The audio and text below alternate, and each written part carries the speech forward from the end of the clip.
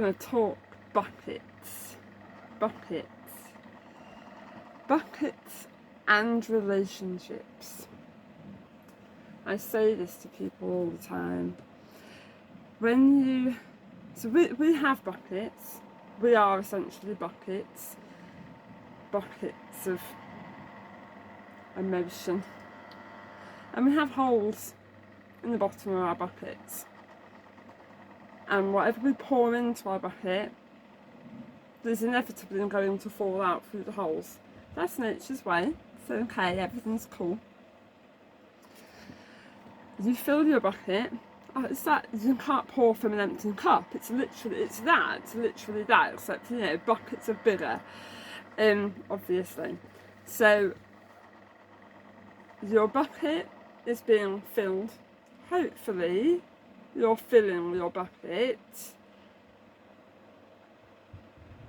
with lots of things that serve you, that feel good for you, and all that self-love, those warm cozy baths with the candles and all the mindfulness that you do, and all of the ways in which you love and take care of yourself all day, every day, even when you feel sad. You just give yourself a little extra, because the sadness is coming. It's made all of the energy fall through the holes. Every day, all day, we have these holes, and the stuff is coming out, and which is why we need to keep topping up our buckets, because they're constantly.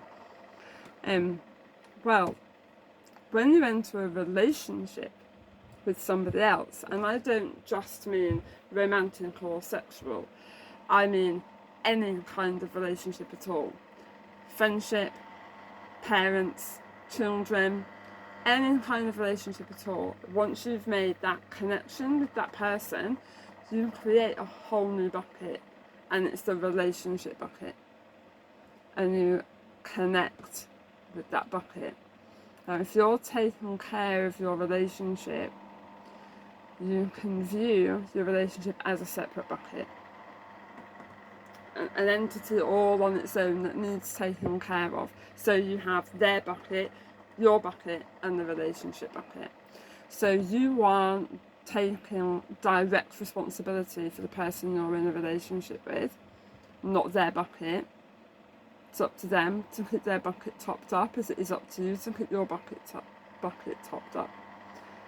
But you can top up the relationship bucket.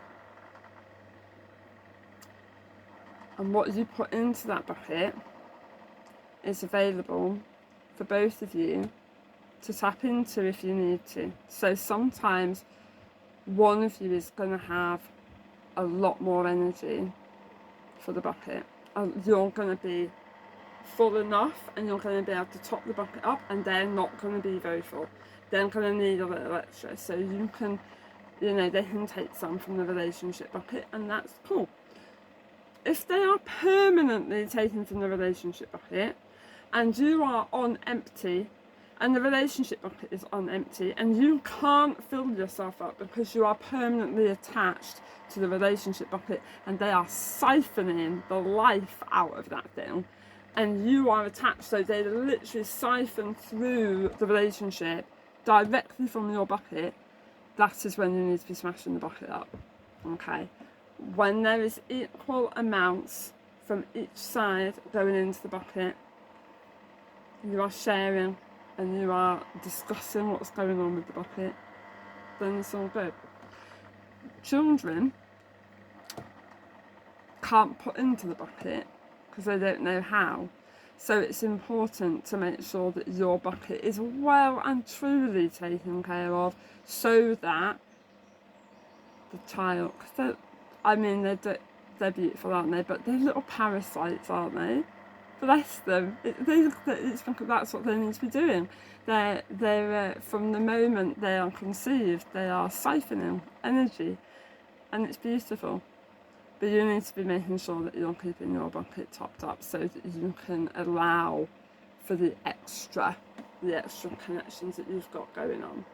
And when you're feeling overwhelmed and your bucket is particularly low, that's when you can check in with the buckets that you've got going on.